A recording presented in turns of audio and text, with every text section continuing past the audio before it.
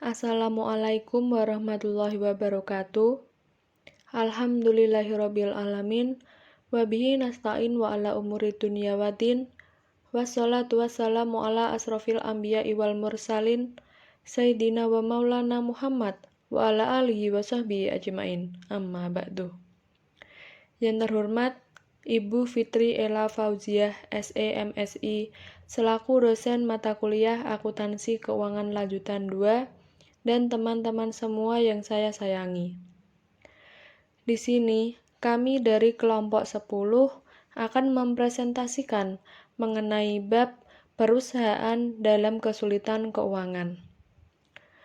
Perkenalkan, kelompok kami berisikan yang pertama ada saya sendiri, Eka Ulfa Agustina Rohma, sebagai moderator dan pemateri pertama. Yang kedua ada Reza Nur Hovifah sebagai pemateri kedua, dan yang ketiga ada Dian Rahma Wijayanti sebagai pemateri ketiga. Langsung saja, materi yang pertama adalah insolvabilitas. Insolvabilitas diartikan sebagai suatu kondisi di mana sebuah perusahaan tidak mampu memenuhi pembayaran utangnya pada saat utang tersebut sudah jatuh tempo. Perusahaan yang tidak sanggup membayar insolvent company berarti tidak mampu memenuhi kewajibannya. Selanjutnya ada sebab-sebab perusahaan mengalami kesulitan keuangan. Yang pertama ada perusahaan mengalami kerugian operasi terus-menerus. Yang kedua ada kredit pelanggan yang mengalami kemunduran pembayaran. Yang ketiga ada pengelolaan modal kerja yang buruk, dan sebab-sebab lainnya. Selanjutnya adalah tindakan yang dapat dilakukan ketika perusahaan mengalami kesulitan keuangan. Tindakan tersebut terdiri atas dua tindakan. Yang pertama adalah tindakan non-yudisial dan yang kedua adalah tindakan yudisial. Yang termasuk dalam tindakan non-yudisial yaitu perjanjian restrukturisasi utang, manajemen komite kreditor, dan pengalihan aset. Sedangkan yang termasuk dalam tindakan yudisial adalah penundaan pembayaran dan pernyataan kepailitan dan likuidasi. Selanjutnya ada akuntansi permulaan baru atau fresh start accounting. Pandangan dasar reorganisasi adalah permulaan baru atau fresh start bagi perusahaan. Akuntansi permulaan baru atau fresh start accounting menghasilkan entitas pelaporan yang baru. Nilai reorganisasi atau reorganization value merupakan nilai wajar entitas sebelum mempertimbangkan kewajiban dan mendekati jumlah yang akan dibayar oleh seorang pembeli aset entitas yang berminat. Nilai reorganisasi ini kemudian dialokasikan untuk aset yang menggunakan alokasi metode nilai dalam PSAK 22. Tentang akuntansi penggabungan usaha.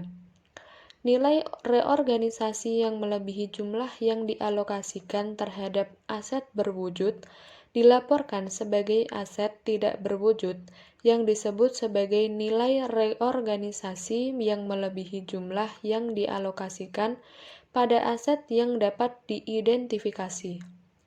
Kelebihan ini kemudian dicatat sesuai dengan PSAK nomor 19 tentang aset tak terwujud. Aset tidak berwujud dengan umur terbatas akan diamortisasi sepanjang umurnya. Sedangkan aset tak berwujud dengan umur terbatas akan ditinjau ulang setiap tahun penurunan nilainya untuk mengetahui apakah nilai tercatat melebihi nilai wajarnya. Berikutnya ada rencana reorganisasi.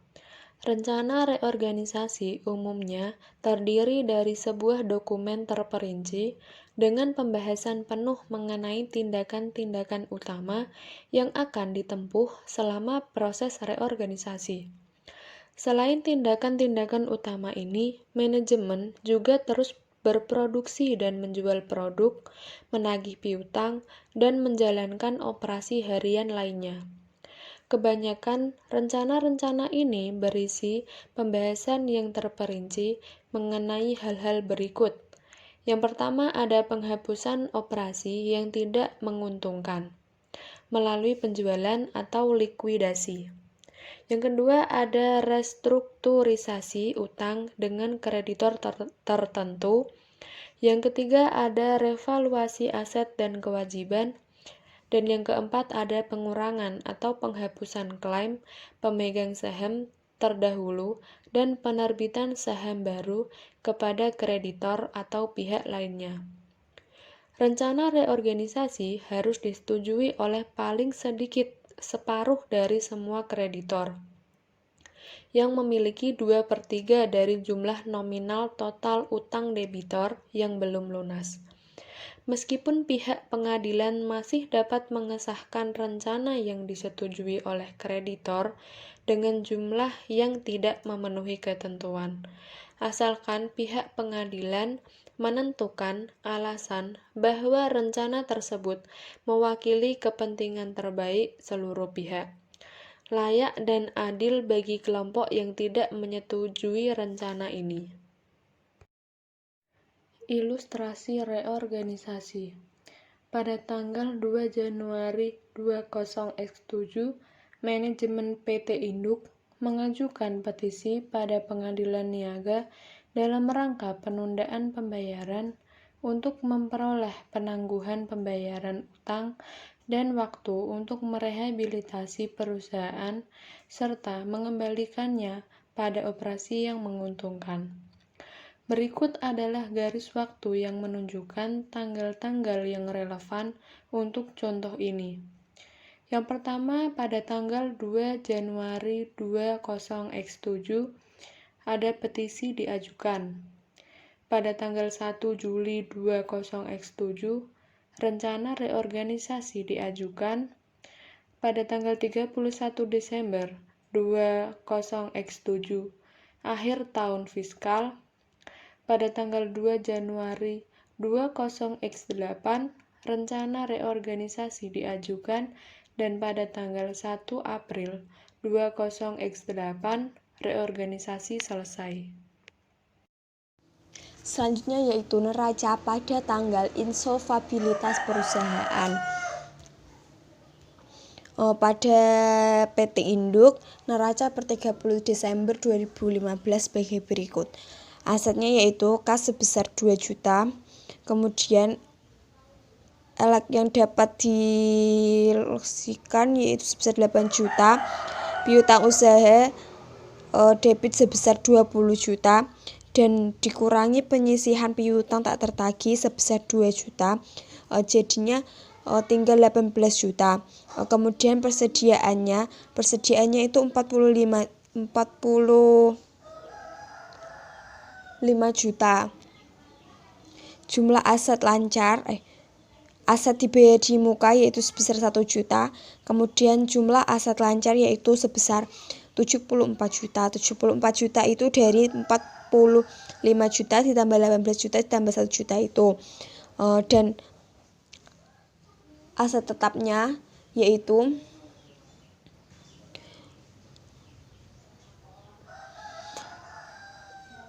biaya tanah sebesar 10 juta, akumulasi penyusutannya 0, biaya belum disusutkan sebesar 10 juta. Kemudian bangunan sebesar 75 juta biayanya, akumulasi penyusutan sebesar 20 juta, biaya belum disusutkan sebesar 58 juta. Dan pada peralatan biayanya sebesar 40 juta, kemudian akumulasi penyusutannya sebesar 4 juta, kemudian biaya belum disusutkan sebesar 36 juta. Jadi totalnya yaitu pada biaya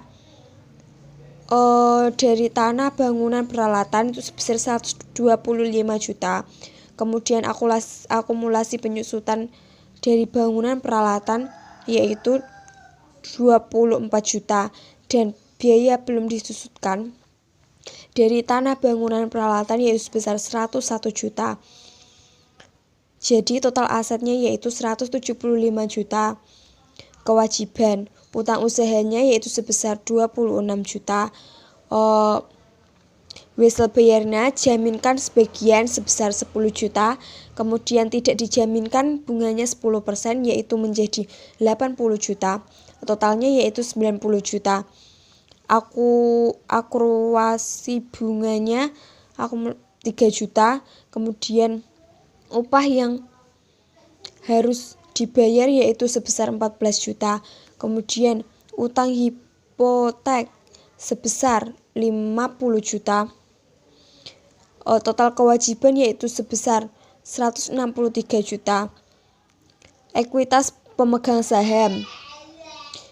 Saham istimewa, saham biasa yaitu sebesar 40 juta. Saham biasa nilai nominal 1000 yaitu sebesar 10 juta. Saldo laba sebesar 58 juta. Total ekuitas pemegang saham yaitu sebesar 8 juta. Total kewajiban dan ekuitas pemegang saham yaitu sebesar 175 juta rupiah. Selanjutnya yaitu rencana reorganisasi. Pada PT Induk, rencana reorganisasi berdasarkan Undang-Undang Kepahilitan tentang penundaan pembayaran diajukan pada tanggal 1 Juli 2017. Yang pertama, yang A, utang usaha sebesar 26 juta rupiah diperlakukan sebagai: pertama, sebanyak 6 juta akan dihapuskan. Kedua, sebanyak 4 juta akan dibayar secara tunai. Ketiga, sebanyak 12 juta dari utang yang ada ditukarkan dengan utang subordinasi. Dan yang keempat yaitu utang sebesar 4 juta akan dipertukarkan dengan 4.000 lembar saham biasa yang baru dikeluarkan. Yang B yaitu wesel bayar yang sebagian dijamin sebesar 10 juta akan diperlukan sebagai berikut. Yang pertama, sebanyak 2 juta akan dibayar secara tunai, dan yang kedua sisanya sebesar 8 juta akan ditukar menjadi utang prioritas yang dijamin dengan peralatan. Yang ketiga, wesel bayar yang tidak dijamin sebesar 80 juta akan diperlakukan sebagai berikut. Yang pertama sebanyak 12 juta akan dihapuskan. Dan yang kedua sebanyak 14 juta akan dibayarkan tunai. Yang ketiga sebanyak 49 juta akan ditukarkan menjadi utang prioritas yang dijamin dengan agunan bangunan terhadap aset tetap. Dan yang keempat sebanyak 5 juta akan ditukar dengan 5.000 lembar saham biasa yang baru dikeluarkan. D. Beban bunga yang masih harus dibayar sebesar 3 juta akan diperlakukan sebagai berikut. Yang pertama sebanyak 2 juta akan dihapuskan, dan 2 sisanya sebesar 1 juta akan dibayar tunai. Kemudian beban upah yang masih harus dibayar sebesar 14 juta rupiah akan diperlakukan sebagai berikut. Yang pertama sebanyak 12 juta rupiah akan dibayar tunai, dan yang kedua sisanya sebesar 2 juta rupiah akan ditukarkan dengan 2.000 lembar saham biasa yang baru dikeluarkan. F. Pemegang saham istimewa akan menerima 80.000 lembar saham biasa yang baru dikeluarkan sebagai ganti saham istimewa yang mereka miliki. G. Pemegang saham biasa sekarang akan menerima 1.000 lembar saham biasa yang baru dikeluarkan sebagai ganti saham biasa yang mereka miliki sekarang. Selanjutnya yaitu neraca untuk perusahaan dalam proses reorganisasi. Pada PT Induk berada di bawah penguasaan debitor. Neraca per 30 Desember 2017. Aset kasnya yaitu sebesar 40 juta. Pada kredit, piutang pengambilan pajak penghasilan sebesar 20 juta pada kredit, efek yang dapat dicairkan sebesar 8 juta pada kredit, dan piutang usaha sebesar 6 juta pada debit. Dikurangi penyusutan piutang tak tertagih sebesar 1 juta, jadinya 5 juta. Persediaannya yaitu sebesar 30 juta. Jumlah aset lancar yaitu sebesar 100 juta. Aset tetap yaitu 104 juta, dan dikurangi akumulasi penyusutan sebesar 26 juta, jadinya 78 juta. Dan total asetnya yaitu sebesar 180 juta. Kewajibannya yaitu kewajiban yang tidak dikompresasikan, kewajiban lancar, sebesar 15 juta. Jangka pendek yaitu sebesar 10 juta. Kemudian utang usaha, kewajiban tidak lancar, dan utang hipotes dibayar penuh sebesar 48 juta. Total kewajiban yang tidak dikompresikan yaitu sebesar 73 juta. Kewajiban yang dikompresikan yaitu utang usaha sebesar 26 juta pada debit, dan wasal bayar sebagian dijaminkan sebesar 10 juta. Wasal bayar tidak terjamin sebesar 10 juta. Dan akumulasi bunga yaitu 3 juta. Upah yang masih dibayar di muka yaitu 14 juta. Total kewajiban yang dikompresikan yaitu sebesar 133 juta. Total kewajibannya yaitu sebesar 206 juta. Ekuitas pemegang saham yaitu saham istimewa yaitu 40 juta, saham biasa yaitu 10 juta, dan saldo lama yaitu sebesar 78 juta. Total ekuitas pemegang saham yaitu sebesar 26 juta. Total kewajiban dan ekuitas pemegang saham yaitu sebesar 100 juta. Neraca untuk perusahaan dalam proses reorganisasi. Pada PT Induk berada di bawah penguasaan debitor. Laporan laba rugi untuk tahun yang berakhir 31 Desember 2017. Pendapatan penjualannya yaitu sebesar 120 juta pada kredit. Biaya dan bebannya yaitu beban harga pokok penjualan sebesar 110 juta pada debit. Penjualan operasi dan administrasi sebesar 21 juta pada debit. Bunga yang dikontraktual sebesar 6 juta yaitu sebesar 3 juta. Kemudian kerugian sebelum pos reorganisasi dan manfaat pajak penghasilan sebesar 14 juta. Kerugian penghapusan aset sebesar 10 juta, imbalan jasa profesional sebesar 8 juta, dan bunga yang dihasilkan dari akumulasi kas yaitu sebesar 2 juta. Dari penundaan pembayaran, total pos reorganisasi sebesar 16 juta. Kerugian sebelum manfaat pajak penghasilan yaitu sebesar 30 juta, dan manfaat pajak penghasilan yaitu sebesar 12 juta. Jadi kerugian bersihnya yaitu sebesar 18 juta. Laporan arus kas untuk perusahaan dalam proses reorganisasi. Pada PT Induk berada di bawah penguasaan debitor. Laporan arus kas untuk tahun yang berakhir 31 Desember 2017. Arus kas yang diperoleh dari kegiatan operasi yaitu kas yang diterima dari pelanggan sebesar 133 juta rupiah, kas yang dibayar ke supplier dan karyawan sebesar 109 juta, dan bunga yang dibayar yaitu sebesar 3 juta. Jadi arus kas bersih yang diperoleh dari kegiatan operasi sebelum pos reorganisasi yaitu sebesar 21 juta. Arus kas reorganisasi yang digunakan oleh kegiatan reorganisasi. Imbalan jasa profesional sebesar 8 juta, kemudian bunga yang diterima dari akumulasi kas dari penundaan pembayaran yaitu sebesar 2 juta. Jadi arus kas bersih yang digunakan untuk kegiatan reorganisasi sebesar 6 juta. Arus kas bersih yang diperoleh dari kegiatan reorganisasi yaitu 15 juta. Arus kas yang diperoleh dari kegiatan investasi. Hasil yang diperoleh dari penjualan aset akibat penundaan pembayaran yaitu sebesar 10 juta. Kemudian arus kas bersih yang diperoleh dari kegiatan investasi yaitu sebesar 10 juta. Arus kas yang diperoleh dari kegiatan pendanaan yaitu pinjaman bersih berdasarkan rencana pendanaan jangka pendek sebesar 15 juta. Kemudian imbalan jasa profesional itu sebesar 2 juta. Bunga yang dihasilkan dari akumulasi kas dari penundaan pembayaran yaitu sebesar 13 juta. Pertambahan bersih kas yaitu 38 juta. Jadi kas pada 1 Januari 2017 yaitu sebesar 2 juta, dan kas pada tanggal 31 Desember 2017 sebesar 40 juta. Baik, selanjutnya di sini saya akan menjelaskan tentang analisis pemulihan rencana reorganisasi pada PT Induk. Pada kewajiban terdapat nilai sebesar 73 juta. Pada klaim bunga ada beberapa akun. Yang pertama utang usaha terdapat nilai 26 juta. Pada utang dan ekuitas terdapat 6 juta. Pada kas terdapat 4 juta. Pada utang subordinasi terdapat 12 juta. Pada nilai saham biasa terdapat 4 juta. Dengan total pemulihan sebesar 20 juta. Yang kedua yaitu wesel bayar dijamin sebagian. Terdapat uang sebesar 10 juta rupiah. Terdapat pada kas 2 juta, utang prioritas 8 juta, dengan total pemulihan 10 juta. Pada wesel bayar tidak dijamin, terdapat uang sebesar 80 juta.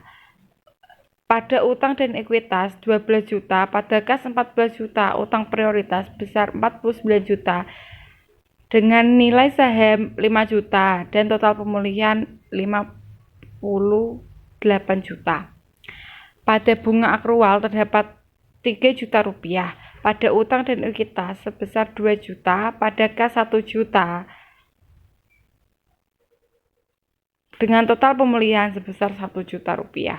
Upah yang masih harus dibayar 14 juta, pada kas 12 juta, pada nilai saham biasa 2 juta, dengan total pemulihan sebesar 14 juta rupiah. Dengan demikian totalnya terdapat 133 juta dan utang dan ekuitas sebesar 20 juta rupiah. Pemegang saham istimewa terdapat uang sebesar 40 juta rupiah dengan utang dan ekuitas sebesar 32 juta rupiah. Pada nilai saham biasa terdapat 8 juta rupiah dan dengan total pemulihan sebesar 8 juta rupiah. Pemegang saham biasa dengan total uang 10 juta rupiah pada utang dan ekuitas sebesar 9 juta rupiah. Pada nilai saham biasa terdapat 1 juta rupiah dengan total pemulihan sebesar 1 juta rupiah.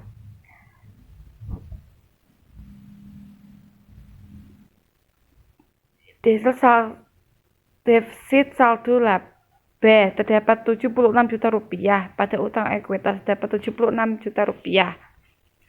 Dengan demikian total 180 juta rupiah, pada total utang dan ekuitas sebesar 16 juta rupiah, pada utang yang masih ada terdapat 73 juta rupiah dan kas dengan sebesar 33 juta rupiah, pada utang prioritas sebesar 57 juta rupiah, pada utang subordinasi terdapat 12 juta rupiah, pada nilai saham biasa terdapat 20 juta rupiah, dan pada total pemulihan terdapat 195 juta rupiah.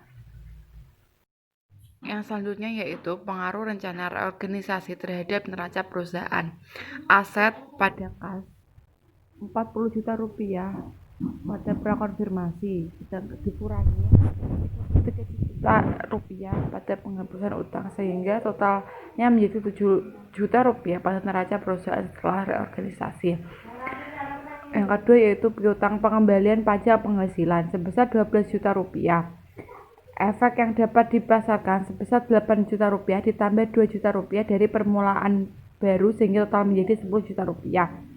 Piutang usaha bersih sebesar 5 juta rupiah. Persediaan sebesar 37 juta rupiah dikurangi 4 juta rupiah dari permulaan baru sehingga total menjadi 33 juta rupiah. Total aset seluruhnya adalah 102 juta rupiah, sedangkan neraca perusahaan setelah reorganisasi adalah 67 juta rupiah. Aset tetap bersih senilai 78 juta rupiah. Ditambah 7 juta pada permulaan baru sehingga totalnya menjadi 85 juta pada neraca perusahaan setelah reorganisasi. Kelebihan nilai reorganisasi dari jumlah yang dialokasikan pada aset yang didapat senilai 10 juta rupiah. Didefinisikan total aset seluruhnya sama dengan 180 juta rupiah pada prakonfirmasi, 33 juta rupiah pada penghapusan utang, dan 15 juta rupiah pada permulaan baru, dan total neraca perusahaan setelah organisasi sebesar 152 juta rupiah. Kewajiban yang tidak dikompromikan. Kewajiban lancar, ada pinjaman jangka pendek senilai 15 juta rupiah, utang usaha sebesar 10 juta rupiah. Kewajiban tidak lancar, utang hipotek sebesar 48 juta rupiah dengan totalnya yaitu 73 juta rupiah maksud saya. Kewajiban yang dikompromikan adalah senilai 133 juta rupiah. Utang prioritas sebesar 57 juta rupiah, sedangkan utang subordinasi sebesar 12 juta rupiah. Dengan total kewajiban pada prakonfirmasi sebesar 206 juta rupiah, pada penghapusan utang sebesar 64 juta rupiah, dan pada neraca perusahaan setelah reorganisasi sebesar 142 juta rupiah. Ekuitas pemegang saham istimewa senilai 40 juta rupiah, pada saham biasa lama sebesar 10 juta rupiah, dan pada saham biasa baru terdapat pada penghapusan utang sebesar 11 juta rupiah, dan pada pertukaran saham sebesar 9 juta rupiah, sehingga totalnya menjadi 20 juta rupiah. Dan tambahan modal setor senilai 41 juta rupiah pada pertukaran saham, dan permulaan baru sebesar 40 juta rupiah. Pada satu lama atau defisit sebesar 76 juta rupiah, pada penghapusan utang sebesar 20 juta rupiah. Total ekuitas pemegang saham total kewajiban dan ekuitas pemegang saham adalah 180 juta rupiah, penghapusan utang sebesar 33 juta rupiah, dan permulaan baru dalam neraca perusahaan sebesar 162 juta rupiah. Beberapa proses terorganisasi tidak berhasil dan pihak debitur harus dilikuidasi. Alasan utama kegagalan reorganisasi adalah kerugian operasi yang terjadi terus-menerus dan tidak terdapat kemungkinan yang memadai untuk terjadinya pemulihan. Alasan yang umum lainnya adalah ketidakmampuan untuk menjalankan rencana reorganisasi karena kegagalan untuk menjual anak perusahaan yang tidak menguntungkan. Kegagalan utama alasan rencana akibat pihak debitur atau kreditor, atau ketidakmampuan untuk mempengaruhi sebagian rencana sebagai akibat dari perubahan dalam lingkungan ekonomi. Undang-undang kapitalitas dan likuiditas. Likuidasi dilakukan oleh pengadilan niaga untuk kepentingan kreditor dan pemegang saham perusahaan. Maksud dilakukannya likuidasi adalah untuk memaksimalkan jumlah uang bersih yang diperoleh dari penjualan aset debitor. Proses likuidasi seringkali diselesaikan dalam waktu 6 hingga 12 bulan, dan selama periode tersebut terus harus menyampaikan laporan secara berkala kepada pengadilan niaga. Seluruh proses likuidasi diatur dalam UU Kepailitan. Aspek likuidasi yang paling penting adalah menentukan hak legal masing-masing kreditor dan menetapkan prioritas terhadap hak tersebut. Kelompok kreditur. Ada 3 kelompok kreditur, yaitu kreditur yang dijamin, kreditur dengan prioritas, kreditur umum yang tidak dijamin, dan tambahannya yaitu statement of affairs. Dan yang terakhir adalah statement of affairs PT Induk per 31 Desember 2006. Misalkan, alih-alih melakukan reorganisasi, PT Induk memutuskan pada tanggal 31 Desember 2006 untuk menggunakan UU Kepailitan.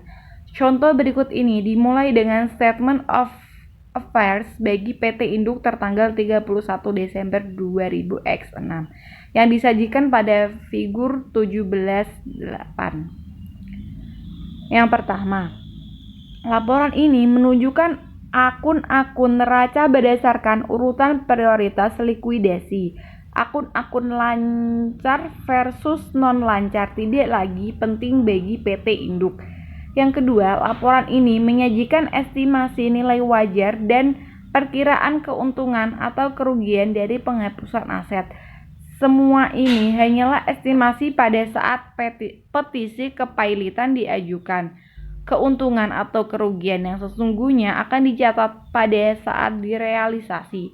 Yang ketiga, pada contoh ini, kreditor yang dijamin penuh diperkirakan akan menerima seluruh klaim yang berjumlah 50 juta rupiah dengan dana yang diperoleh dari penjualan aset yang dijaminkan. Uang hipotek diperkirakan akan dibayarkan penuh dengan dana sebesar 55 juta rupiah. Uang yang diperoleh dari penjualan tanah dan bangunan. Sisanya sebesar 5 juta rupiah akan digunakan untuk memenuhi klaim yang tidak dijamin. Yang keempat, kreditor yang dijamin sebagian tidak akan menerima klaim mereka secara penuh dari penjualan aset jaminan. Efek yang dapat dipasarkan dengan estimasi nilai wajar sebesar 9 juta rupiah digunakan untuk menjamin wesel bayar yang bernilai sebesar 10 juta rupiah. Pertama-tama, wesel bayar sebesar 9 juta rupiah akan dibayarkan. Dengan sisa sebesar 1 juta rupiah akan ditambahkan menjadi kewajiban umum yang tidak terjamin. Yang kelima, aset bebas tersedia bagi kreditor yang tidak dijamin. Kreditor tidak dijamin yang pertama adalah mereka dengan prioritas seperti yang ditentukan oleh UU Kepailitan. PT Induk memiliki beban upah yang masih harus dibayar sebesar 14 juta rupiah yang harus dibayarkan kepada para pekerja.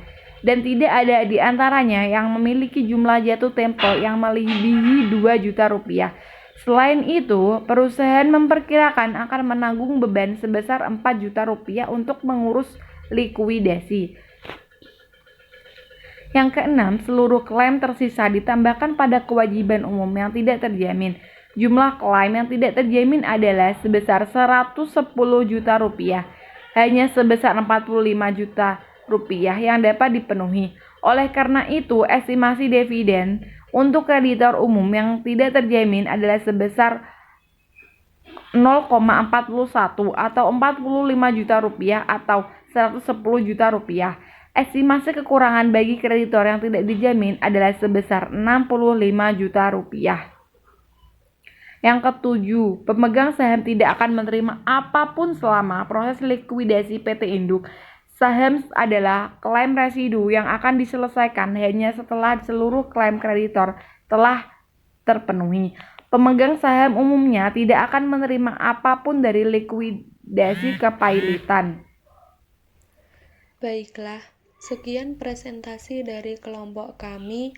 Semoga apa yang kami sampaikan dapat dipahami oleh teman-teman semua, dan kami meminta maaf jika ada salah-salah kata yang disengaja maupun tidak disengaja. Wallahul muwaffiq ila aqwamit thoriq. Wassalamualaikum warahmatullahi wabarakatuh.